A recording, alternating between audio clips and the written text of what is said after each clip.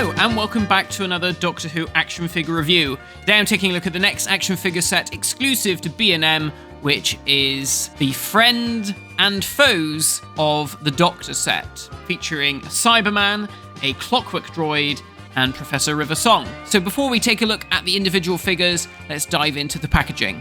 So the figures come packaged in the standard window box that we've come to know for the 3 packs, featuring the usual style guide of the diamond logo, the diamond box out, the gold limited edition foil sticker, and all the information letting us know what's inside the box. This time round, it's in a bluish hued packaging, which they're denoting as part of the 10th Doctor era. Kind of weird, I gotta say, I would have assumed this would have been an 11th Doctor era set, if anything, just because 2 of the figures were from that era. And then on the back of the box, we have a little biography about each of the characters in the set.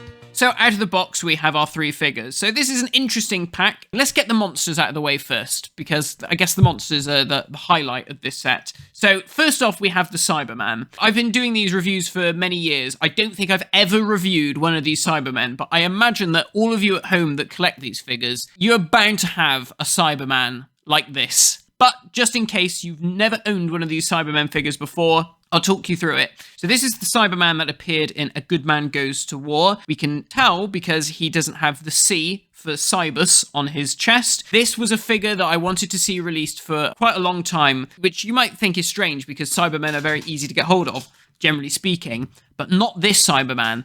I had hell's trouble trying to track down this Cyberman without the Cybus on his chest. I don't think I ever saw it in the shop when it came out during Series 6.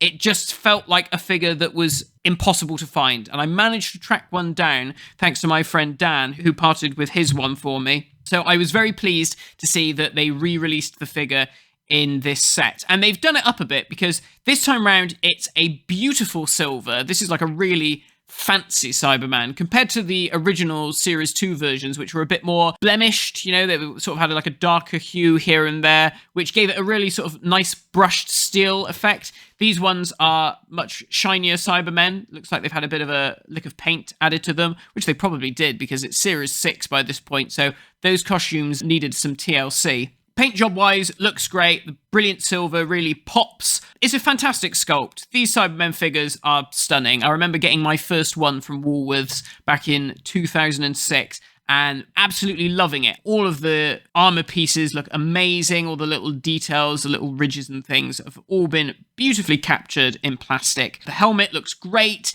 The eyes have been painted black.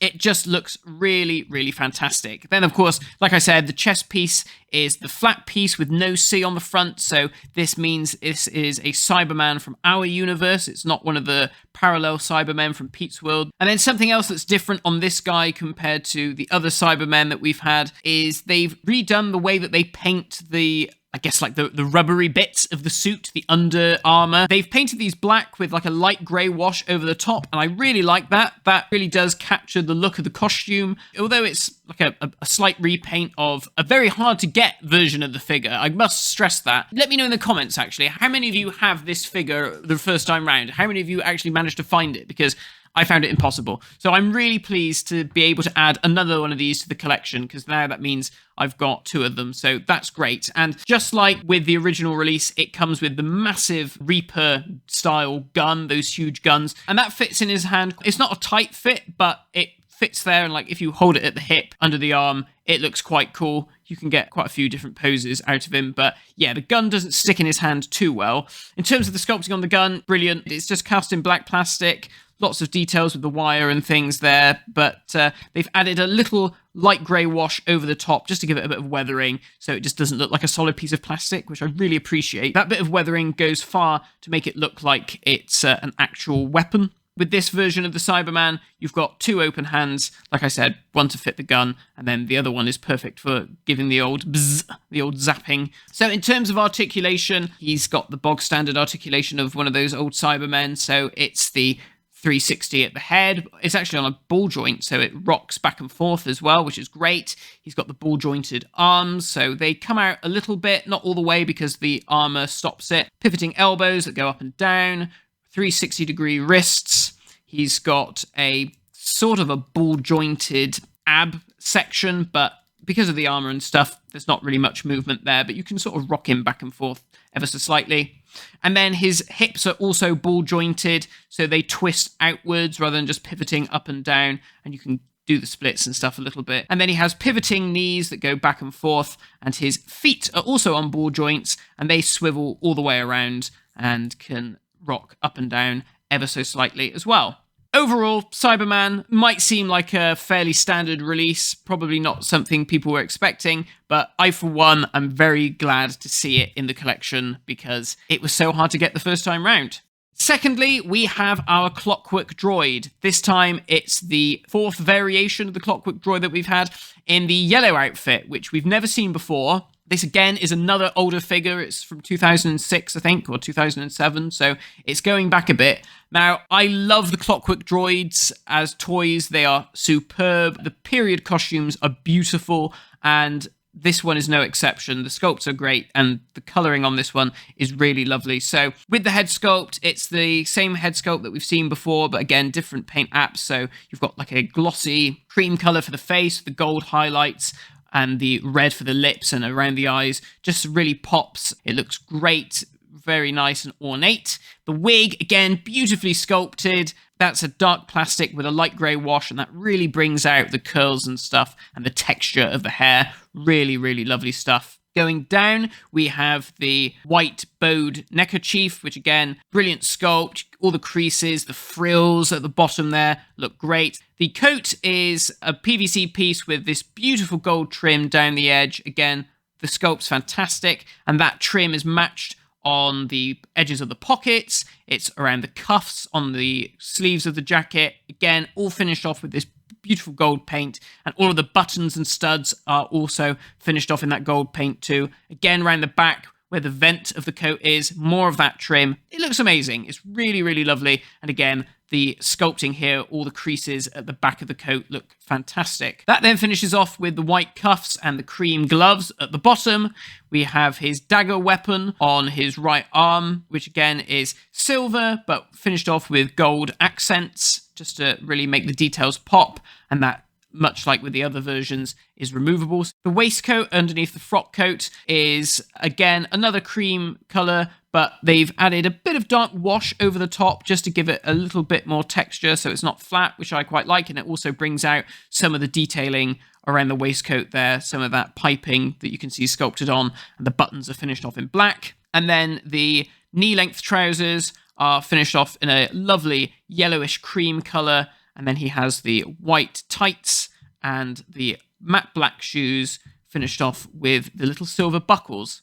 So overall, lovely. Paint job, fantastic. Really glad to see this one in the collection as well, because I think this is the missing Clockwork Droid. I think they did every variation bar this one. So now we have the full set of at least the male Clockwork Droids. There were obviously some female ones, but those were never sculpted, I don't think. I'm glad that we're able to add this one to the collection. Probably, again, not a figure people were expecting, a figure from a long, long gone David Tennant episode. And of course, much like with the original releases, the mask piece is removable, so you get to have that fantastic, clear Clockwork Droid head underneath with the gold accents on the inside for all the cogs and stuff. Very simple, but very effective. Absolutely love it. So again, nice straightforward repaint, but one that I'm really pleased to be able to add to the collection. Unfortunately, I don't have my other Clockwork Droids to hand, so I can't give you the full lineup. But there was, of course, the light blue one, the black one, and the purple one that we'd seen before, which even gets a mention on the back of the box. There's no articulation at the head. I can't remember if the head's turned on the original ones, but this one doesn't want to, and I don't want to break it.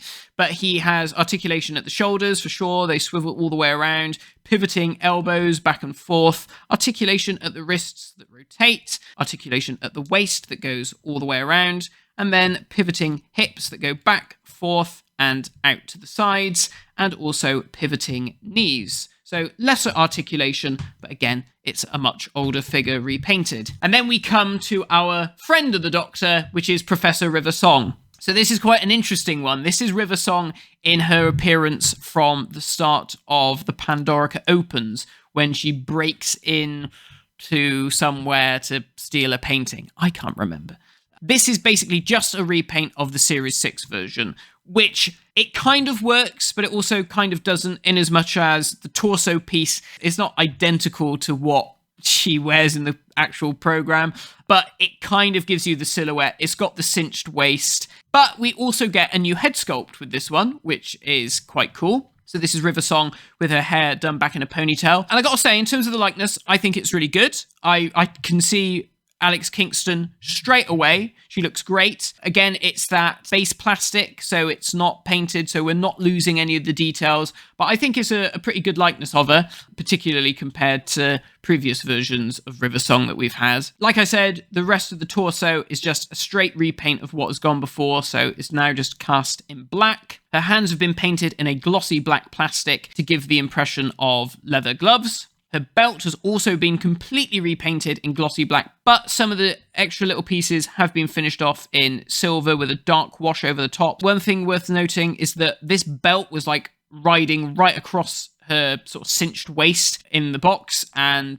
it was just sort of flapping around loose all over the place. So I've just slid it down right above the hip joints, and that now fits nice and snug. I think that's where it's supposed to be, but probably just not put on there properly in the factory, but something to look out for. And then going down to the legs, again, all finished off in black plastic. Nicely sculpted though. You've got the strap around her thigh. You've got the holster, which can hold her gun, which we'll talk about in a moment.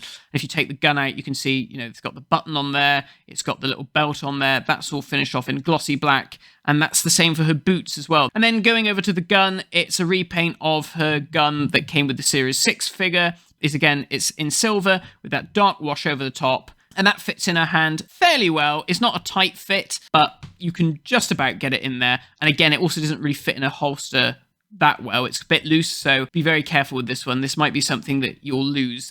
Which brings me to my next point, because normally I do a comparison here, but I actually don't own this figure, the Series 6 version. I never picked it up. And there were two versions, one with a rather funny looking head, which made it look like she was bald with a wig.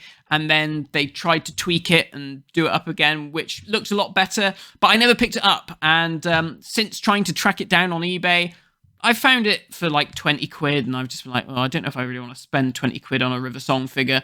And a lot of the time it doesn't come with a gun, and I've worked out why. Is because she doesn't hold it too well, and the holster doesn't keep it safe particularly well, so I can see why people lost the gun. But yeah, if anyone's got a River Song Series 6, preferably with a better hair and with the gun that they want to get rid of, hit me up. She has articulation at the neck that goes 360. Unfortunately, she has got a bit of a horrible neck join there. She does look a bit squat in the neck from where her chin is to where her torso begins, but it's not too bad. She's got those half ball jointed shoulders, so they can swivel out to the sides as well as swiveling all the way around. Articulation at the biceps, pivoting elbows up and down, articulation at the wrists that do 360, and then articulation at the waist, which again does 360. She has hips that pivot back and forth, that go out to the sides, and then she has knees that also pivot back and forth, and articulation at the shin with her boots, the boot articulation. And really, in terms of the articulation, it's quite good because with the gun, it means you can get some quite good poses, little action poses out of her. As a repaint, I think it's fine. It's kind of a cheeky repaint, if you know what I mean,